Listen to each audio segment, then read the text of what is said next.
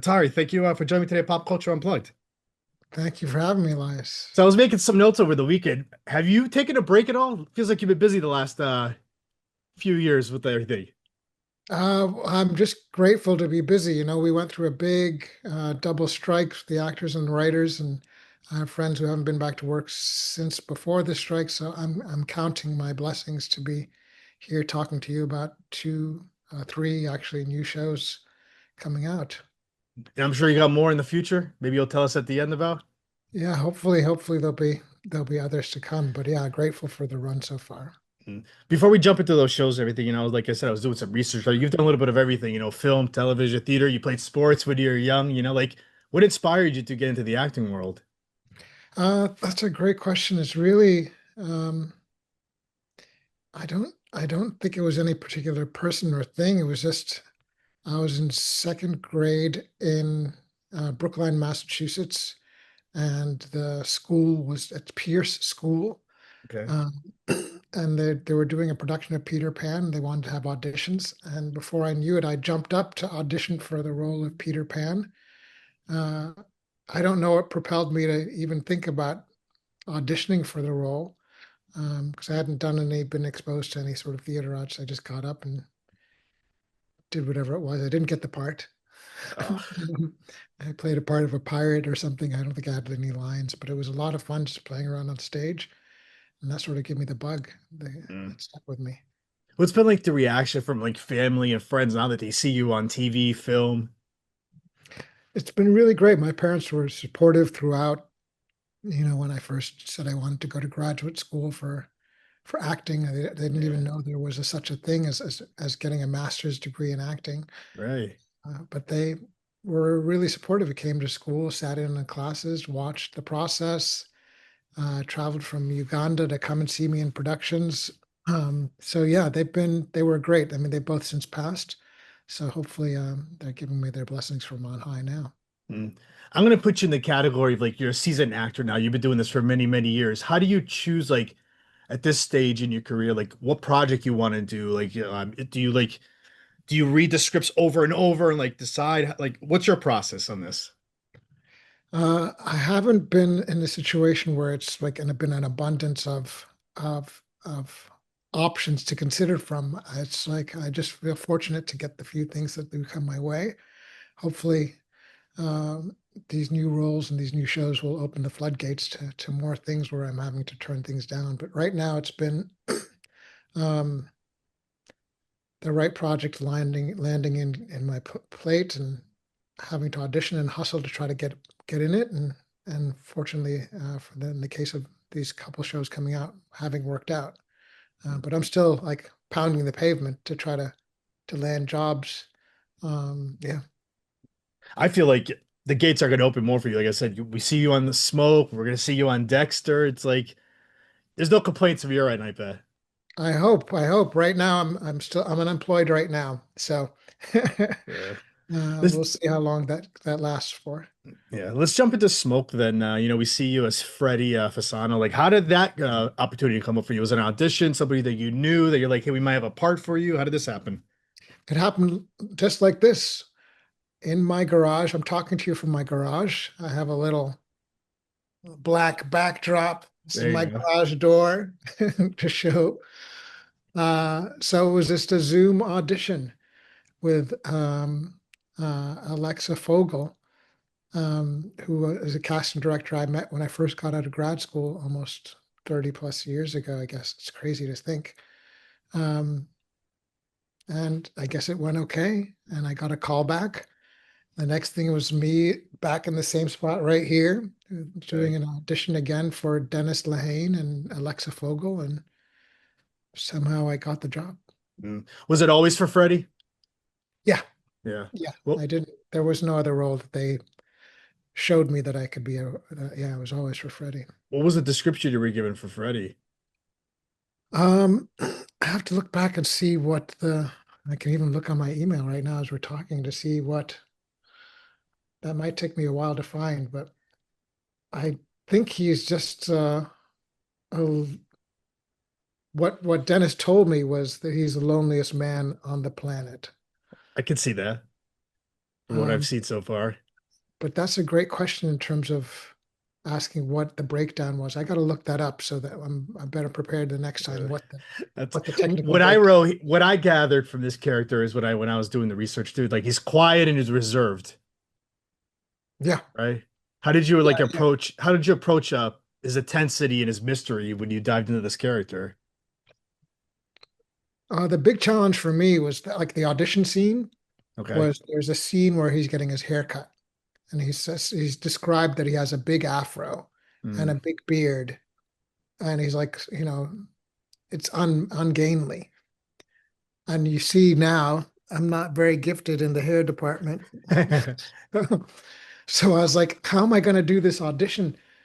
Like, it's going to look cheesy doing the lines about cutting my hair, and I have like no hair. I was like, should I get a wig? Like, that's going to even look cheesier. Uh, so right from the get-go, I was like, I don't have a shot at this role. Like, Mm.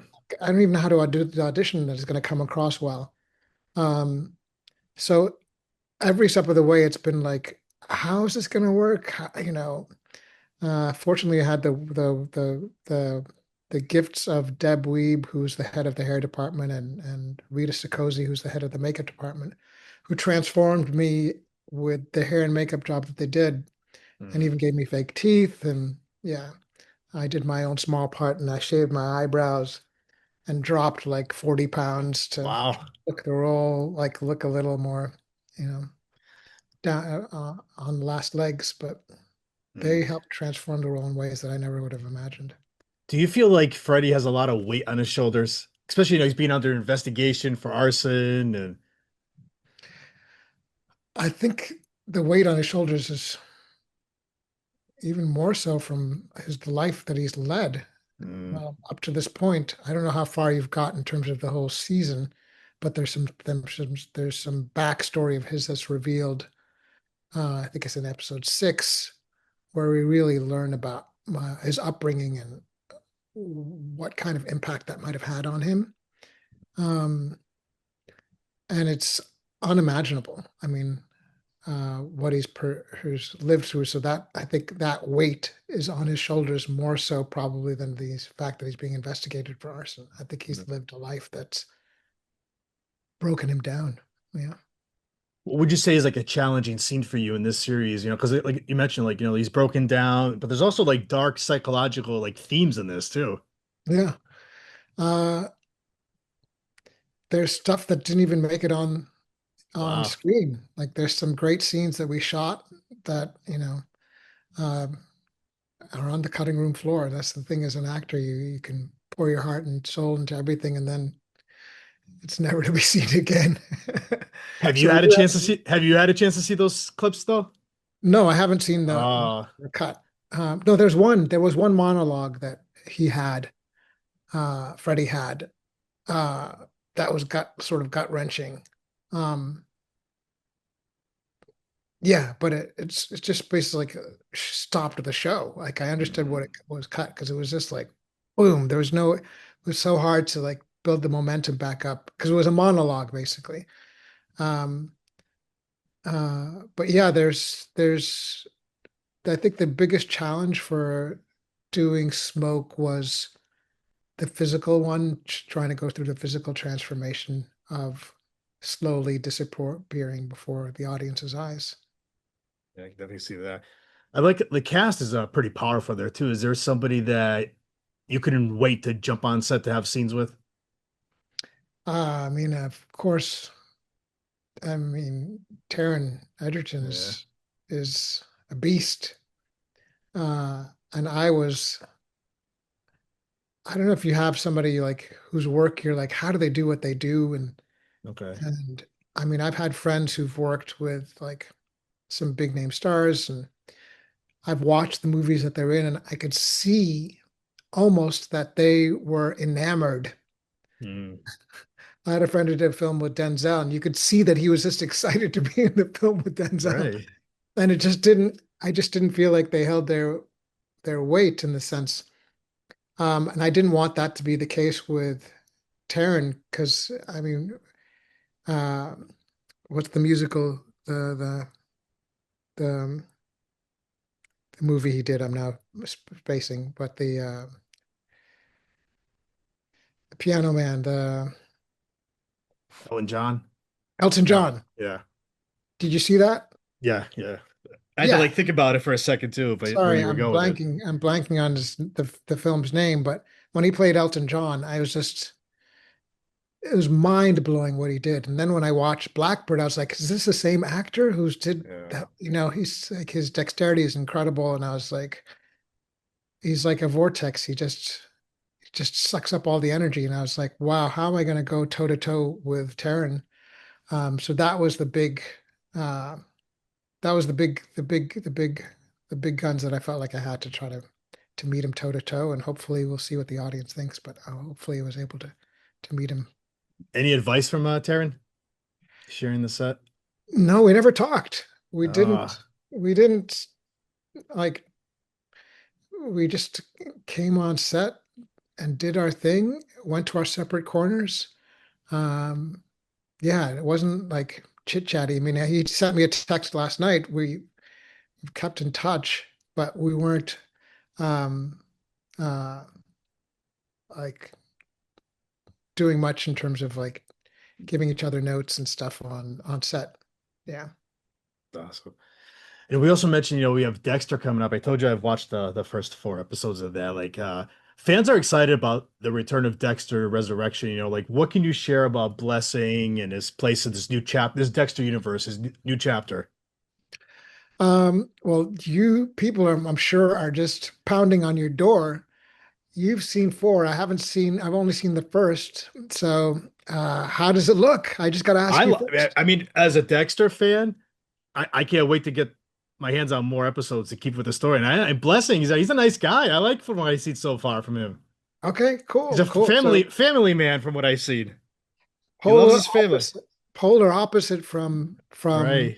So, Freddie. did you say from Freddie? It's like if Freddie could be named Cursed and Blessing is Blessing. It's like Mm, literally right. they're like one extreme to the other. So I'm curious to see like what people think if they have a chance to see both because I don't know that people might necessarily make the connection that I'm the same actor Mm, because they're so different. right, right. How would you describe Blessing's relationship with Dexter? I think he's becomes like one of Dexter's like rare friends in a way. Yeah. Because he's Dexter's is his own island, you know. There's not too many people get close to him or that Yeah. he feels close to more so. Um, and I think there's a bond that these guys form, a kinship.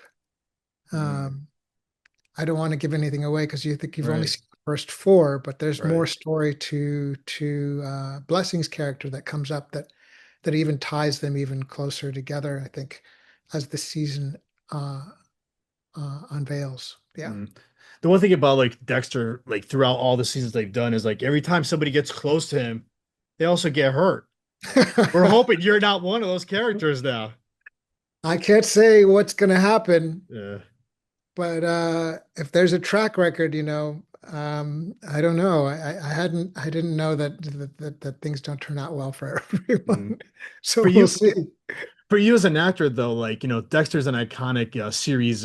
Passionate fan base. I'm one of them. Like, how did it feel stepping into this world as an actor? It's interesting because I went to NYU for grad acting, and Michael C. Hall went to NYU for grad acting. So I felt like we had this. And there's several other actors on the show who a woman who plays my daughter.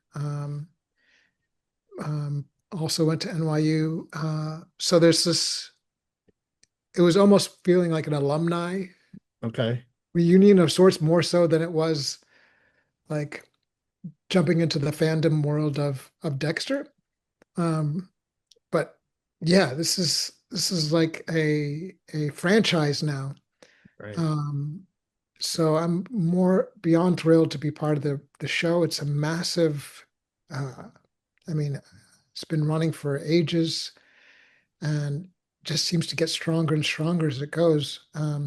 So I couldn't be more thrilled to be part of this. I mean, I'm hoping we get a few seasons out of this. I hope it's not one of those one and dones like they try to do the last one. Like, No, I think that's the plan is hopefully if people want more, they will deliver more. So yeah, this is not a one and done thing. We're just hoping that the audience resonates with the piece and then we can take the ball and run with it as far as we can. Mm. I'm actually going to speak to Michael C. Hall on the junket on Wednesday. Oh, great. So I'm looking forward to that chat too. Without, I don't want to talk spoilers and everything, but is there like a certain episode that you can't wait for the viewers to see, especially with your character? Um, yeah, I think like through the season, there's a few twists and turns. I don't know if I want to give surprises away by Okay. saying which episode, like this is going to be the big one. But yeah, there's definitely some big reveals for my character that come up. Um, some big sort of uh, connections with Dexter himself that I'm really excited. I'm not in the first episode. My character comes in the second episode and just sort of gets more ingrained and entwined as the season unfolds. Now, like I mentioned earlier, you've been busy with all these projects. What's the one project that you're excited about they get to see you in out of all the projects you've done the last year or so? Really, I think as an actor, you want to be able to show your sort of range and dexterity, and Yeah, I couldn't ask for a greater uh, chance of, an opportunity to have Dexter and Smoke yeah, literally airing at this, like I think at the same time on the same days yeah. for the coming weeks. And I don't know, would you have made the connection? Do you think audiences are going to make the connection that it's the same actor from I mean, Dexter? I was able to because I knew I was going to talk to you too. So Yeah, like when I went to watch Dexter too, I was like, oh, there he is right away yeah, in the taxi cab and stuff yeah. like that. So or not taxi cab, but the Uber, whatever. I forget what it's called on the Your show. It's not car, your car, your yeah, car. But I yeah, do think I do for people who might not know that I don't know if they would necessarily make the connection that it might because it's the change is so different, the right. accent, everything. Yeah, Even you like have an accent, yeah. even my kids just saw a screenshot of myself from Smoke from episode 3, and they go, "Who's that? Like, is that you?" Like they weren't, and those are my kids weren't clear if that was me or not. Uh, so I'm thrilled that both of these will be out, and just trying to make the connection to folks that yeah, I'm playing both parts, and that they're so polar opposite, and Right. yeah, So what's next for you now? Any other projects you'd like to tell us about that you got coming up, or what's the? I know you yeah. said you're taking a little I'm break. I'm on my way to New York to this morning, coming morning, Tuesday, tomorrow morning for the Dexter premiere. I have another series that titled Washington Black, which is also coming out on Hulu in later in July. So I'll have 3 shows on the air in the end of July. It's Yeah, amazing. pinching Awesome. myself at that. That's right. We'll have to get you back on with more projects down the road. Well, I'm grateful that you got ahead of the game and you've now seen 4 in and you want more people to see it and that you're chatting me up to Right. try to get folks to watch to tune in. And yeah, I'm thrilled that there's this abundance of great storytelling that's circulating now. It's awesome. Any plans to go back to New Hampshire for a visit or anything? I have a documentary I made called Memories of Love Returned, and it would be amazing to be able to bring that film back to sort of my birthplace as well. So that maybe somebody will hear that from this interview and try to line that up. It's amazing. Ntare, I want to thank you for giving me a few minutes today. I can't wait for the viewers to see you on Dexter. Keep seeing you on Smoke and whatever the future brings you. Thank you so much, and thank you again for being a big fan of Dexter and sharing this news with all your viewers. Thank you.